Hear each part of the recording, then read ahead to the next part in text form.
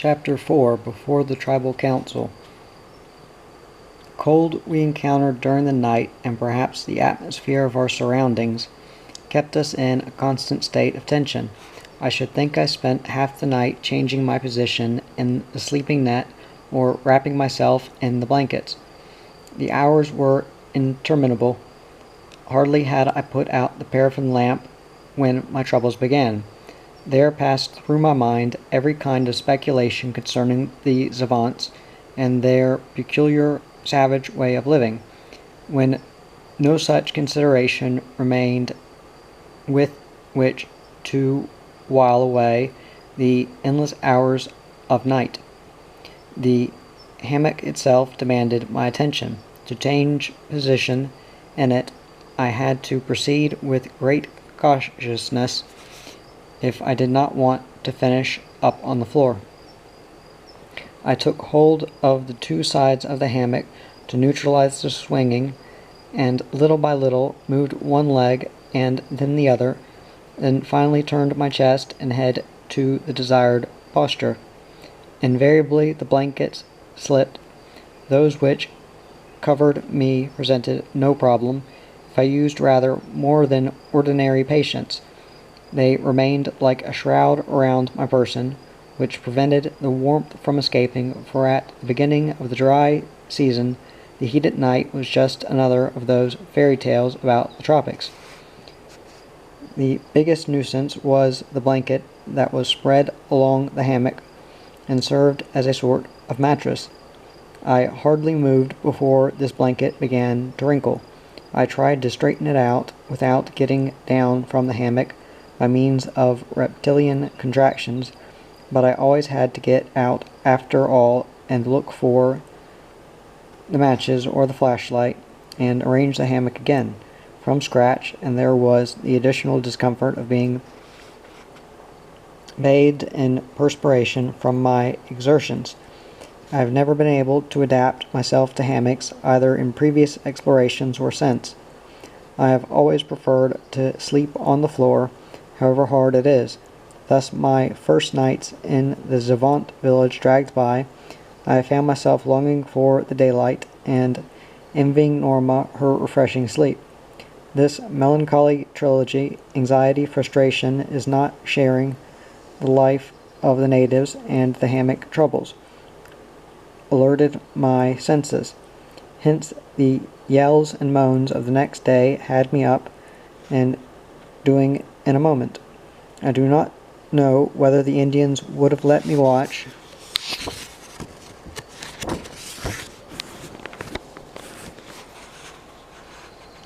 what was happening in the center of the village. The situation of our hut and the spaces between the poles which formed the structure enabled us to observe without being observed ourselves. A man and his wife were advancing and stopping, weeping and lamenting, followed by other Indians. The woman was carrying something wrapped up in plaited fiber, when they came to a pit on one side of which the tribal council was assembled. The woman set the bundle of fiber matting on the ground, and unwrapping it revealed the body of the 6-year-old child. With a heart-rending howl she seemed to go crazy and flung herself upon the corpse. The husband took her by the arm, and for a moment they were locked in a struggle. Those who were accompanying them laid down the pieces of wood and stones they were carrying, and busied themselves with covering the little girl again and wrapping her carefully in a doubled-up position in the fiber matting. The mother went on moaning, and the husband restraining her, while the other members of the funeral party placed the body in the hole and covered it with sticks and stones, afterwards smoothing over the grave with earth. The funeral was over, the group dispersed without ceremony, and man and wife walked back to their hut to complete the ritual by weeping and wailing for 2 more days. Nobody intervened or showed any curiosity. As soon as the ceremonial ended, they emerged again from their huts and went on with their occupations as if this pathetic interlude had nothing to do with death. The natives, especially the women and children, when they went down to the river to fetch water, took a bath. As they went about quite naked, this was a simple operation, for they just went on walking into the water until they were submerged. In our case, cluttered up as we were by the impediments of civilization, there was a more complicated procedure. No sooner did we arrive than there was a general dispersal. The women came out of the water looking at us with annoyance for having interrupted their fun and games, and placing their gourds of water on their heads, would summon the few stragglers who were so bold as to watch. After such a demonstration, the enjoyment of the dip was lost. I attributed this reaction to the natural shyness of savage tribes, and I also supposed that at some favorable moment that frigidity of attitude would melt. I decided at Norma's suggestion to leave it to her to establish some bond of friendship. So it happened that one scorching and suffocating noon she went down the path leading to the river. With studied indifference, she was carrying a bowl to fetch water in. I mentally wished her the best of luck, for I considered that this might be an important step for the future. At the moment we were two strangers living in isolation in the village, whom the savants, out of consideration for the missionary, were allowing to stay for a very limited time. I restrained my impatience to go and see what was happening, and sat at the door of the hut, ostensibly scribbling notes, but really with all my attention directed towards that narrow path. The minutes of waiting became an hour. At last I left the tree trunk I was using as a seat, and with great caution I went down to the river. As I left the protective screen of trees, I stopped and hid behind some bushes. Norma was bathing with Indian women, holding her hands and amid laughter and splashing. The children watched the scene, uncertain of what attitude to take until she came out of the water. Then, forming a ring, they all went into the river together, including the women, who now gave full vent to their naturally gay and playful disposition. I furtively left the river bank, encouraged by a great sense of joy. Our theories were working out splendidly.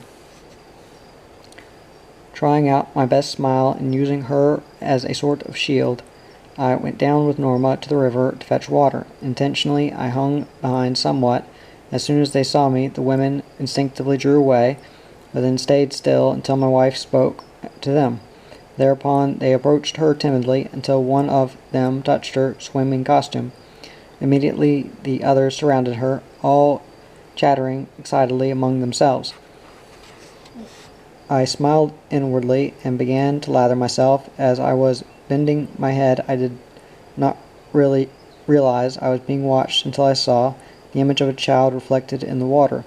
Not one but several children were looking on, fascinated by the lather from the soap. I made a few bubbles and blew them towards them. If anything, the onlookers turned even more grave. This experiment did not amuse them, but they were intrigued. It was the first time they had seen soap used. Telling them I wanted to be their friend, I went up to them, afraid they would run away. Not one of them moved. I put a little soap on their arms, and they smelt it, and then hurried away to their mothers. This sudden rout worried me, and I had done something I should not have done. Something which, seemingly so insignificant to me, was anything but insignificant to them. Two women came towards me resolutely, and holding out their arms pointed to the soap. Breathing more freely, I lathered them. A moment later, half the Indian women came to see this novelty, and have an arm anointed with soap. Only one arm, for that was their interpretation of how soap was meant to be used. Laughingly, Norma and I rejoiced at having broken down the barrier, and devoted the rest of the morning to using the soap to please the women and children. That afternoon we became aware of unfamiliar movement around the hut. The children were surrounding it, and even one of the women watched us through the openings without any trace of irritation. Nevertheless, there was something very important missing. We still had to find some way of changing the indifference and scorn of the warriors into friendliness. It was extraordinary to see how the tribe recovered. The then emaciated appearance was a dark shadow which food and rest were dispersing. The elder warriors were grave and sullen toward us, without any provocation on our part. The youths did not conceal their ill will. At the slightest opportunity they would give signs of their annoyance. They would tense the strings of their bows and release them vigorously, dig their spears into the ground, click their tongues, or turn their heads away from us. The elders, who could not be above 50 years of age, grumbled and complained about our presence in the village. The women were tolerating us, but all of them were obedient to the chief. He was a warrior without any showy display of authority. He painted and adorned himself like the rest, except that he sometimes wore tiny short pants, which the missionary had presented him with. He was ruling the tribe until the real chief, the heir apparent, who was a boy of 13, should reach a fit state to supplant him.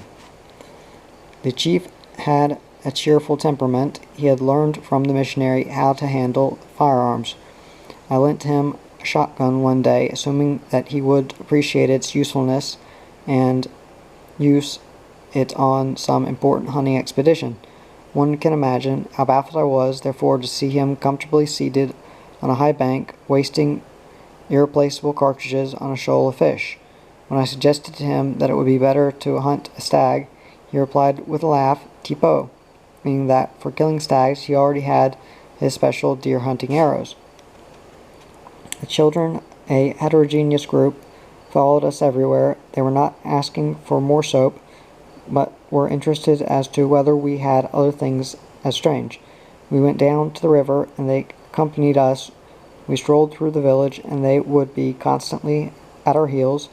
We went into our hut, and they would follow us in. They kept themselves at a respectful distance, and did not touch the equipment, which was lying scattered about all over the place, since we had not expected this development.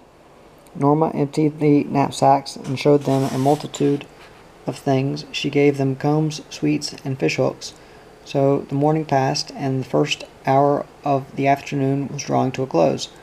Yet they still remained there expectantly. None of them, however, attempted to keep anything that did not belong to him. We did not know how to tell them to go away and come back later, without offending them.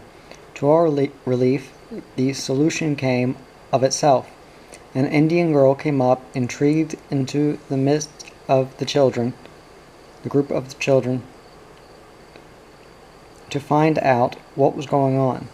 When she saw they were not doing anything useful, she shouted an order, and the group dispersed in all directions. As she went away, she smiled at us in a certain way, as if to indicate that she was grateful to us for having entertained the children. We were finishing lunch when something seemed to tell us that we were being observed. 20 eyes were scrutinizing us boldly from outside the hut. The children were coming back, as we were accustomed to taking a nap after meals. We pretended not to see the children and lay down. The eyes continued to watch us unmercifully. When we woke up, they were still there.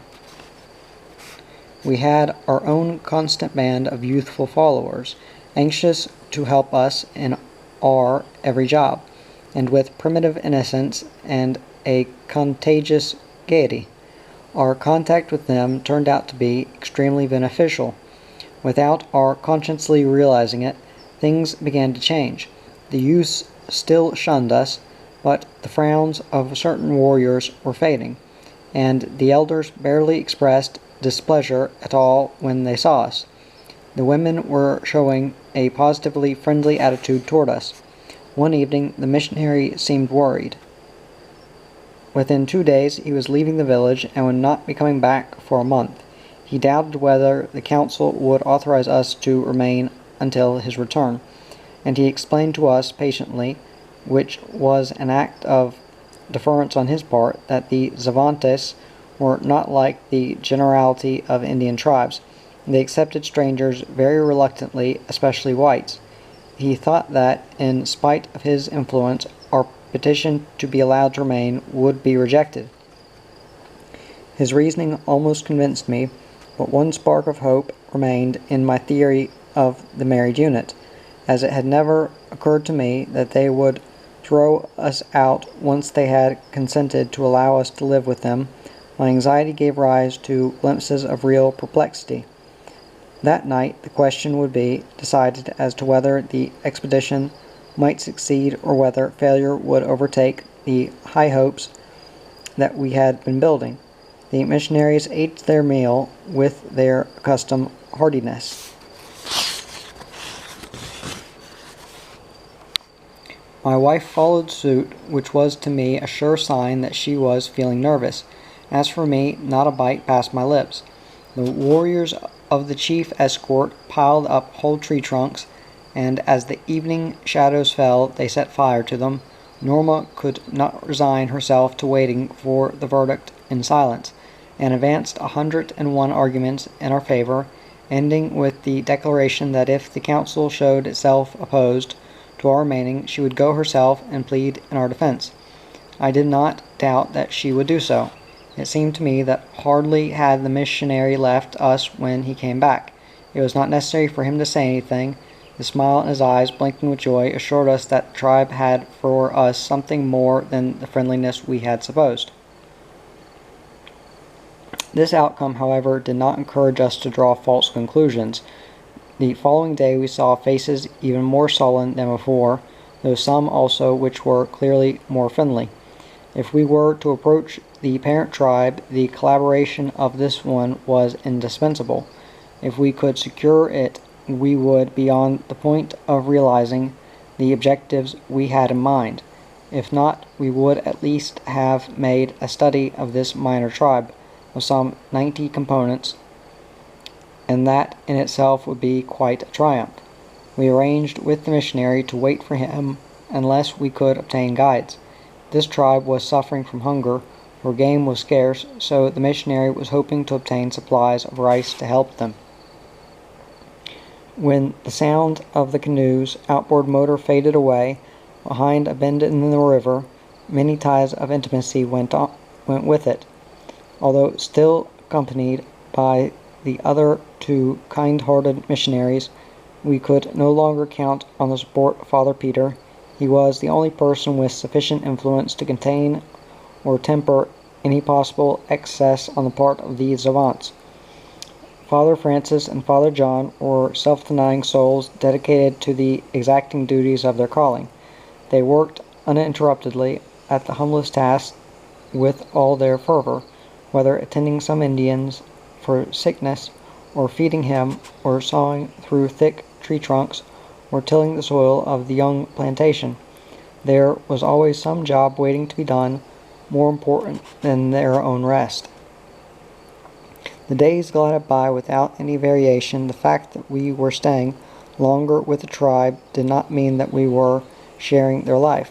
We were attentive spectators, but the human element was still lacking that would provide us with the information necessary to make a serious study of the psychology and customs. We formed many conjectures without managing to define them scientifically. Some afternoons the warriors would disappear without trace, to return at sunset with the children. Also something used to happen which was a mystery. On certain days some of them would accompany us, and the next day others, but they never came together at one and the same time. We deduced that they must be attending to some family task or other, but however much we looked for them in the village and in their usual haunts, we could never find them.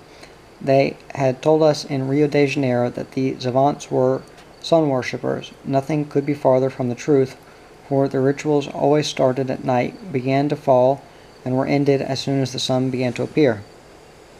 There was no common tribe, and therefore it was more than ordinarily necessary to observe them closely. We needed to gain their confidence, eat with them, live in their huts, and listen to even their most trivial utterances without hindrance. All the patience we might display would count for nothing unless the hermetic seal which excluded us was broken.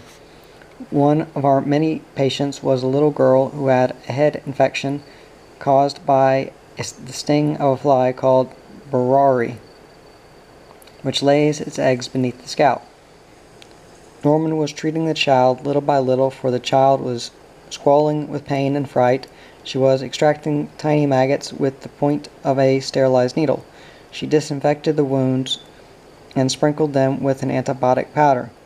The treatment in itself was no more difficult than any other everyday medical attention.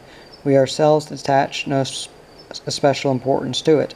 Some 20 days had passed since we arrived with the missionary, and we were making our usual round among the huts with Father John, when the little girl's mother greeted us with Daniano, pointed to her small daughter and smiled at us. She meant that at last the child was sleeping without fretting. Usually about midday the central fire in the huts was allowed to die down because there was no urgency about meals. I attributed to the resultant dim light in the hut the fact that I had not recognized the Indian who was the woman's companion. Only when he said to us, "Sawidi, friend," did I identify him, and I was overwhelmed. It was the Indian who had ordered the young warrior to take the anti-malaria medicine. His authority was as great as that of the chief, and he was always at the chief's side in the tribal council. When he placed his hand on my shoulder, emotion almost prevented me from replying with the same salutation. We did not attribute to this acknowledgment more significance than the sincerity of a grateful father. But from that moment, our position in the village became as different from what it had been as the sun is different from the moon. It all began with a young man who was beginning to plait a new string for his bow. It was a very interesting piece of work in which skill and precision had to be combined in order to give an even tension to the innumerable threads forming the main string. The young man tied the bundle of green threads to the thick trunk of a bush and twisted the filaments against his thigh over and over again. The previous afternoon my presence had keenly irritated him, for, clicking his tongue, he had secured the threads and left the job. I did not intend to trouble him further, and when that day I found myself beside him again, it was by pure chance. A woman had left us a handful of small coconuts in her hut, the path to which happened to pass by where the young warrior was working on his bowstring. To make a clear mental note, I walked slower, but did not stop. To my astonishment, the young man looked at me sideways and gave me just a hint of a smile.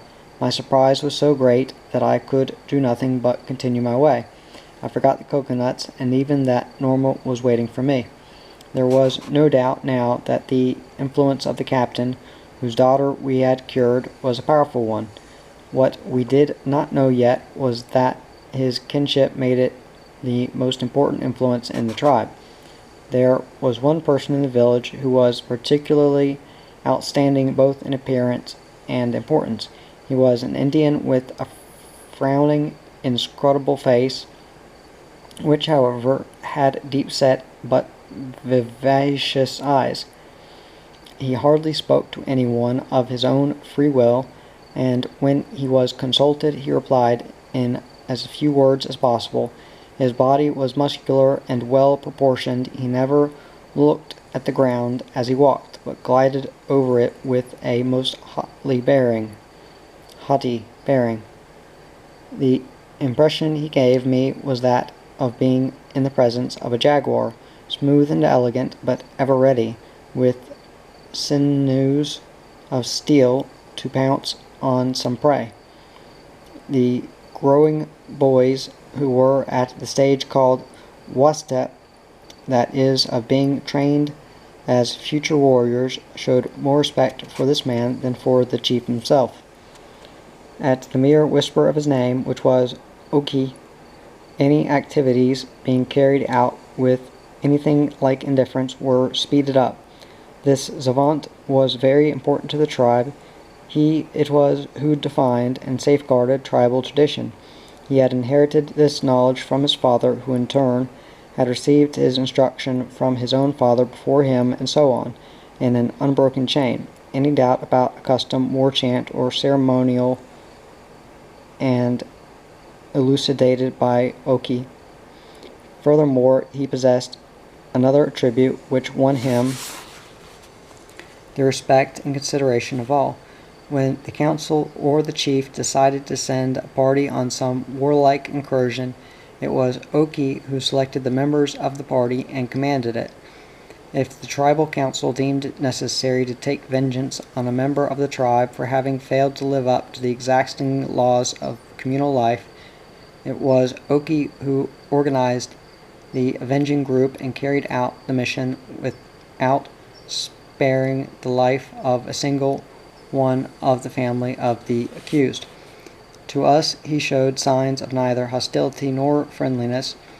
I often said to Norma jokingly that the guy was only waiting for the order to bump us off.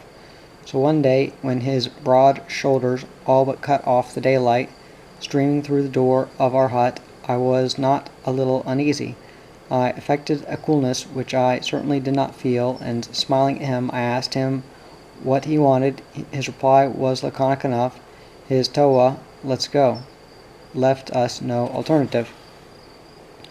2 or 3 times Norma and I each asked each other where he was taking us. We tried to behave as naturally as possible, so as not to reveal the black suspicions which were troubling us. My thoughts revolved with the speed of a withered leaf whipped by an autumn storm. I tried to catch a glimpse of the little girl whose head infection we had healed, but in vain, as we left the village and penetrated into the jungle along a path we never knew existed.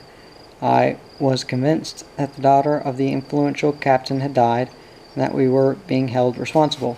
After walking for some time along this winding path, we came upon a clearing. A dozen of the savants who belonged to the council, including the captain and the chief, were seated in a circle, the center of which was a half-consumed fire. The chief's escort, leaning upon their spears or their bows, were ranged to one side. We were shown to a place within the circle, and we had hardly sat down when the warriors of the escort turned their backs upon us. Without a word being spoken, the beat of the maraca, made from a hollowed-out elongated gourd, kept time for the chanting of a song. And then, as suddenly as it had begun, the strange music ended. I did not dare to give rein to my imagination. My wife was smiling too much, trying to conceal her anxiety.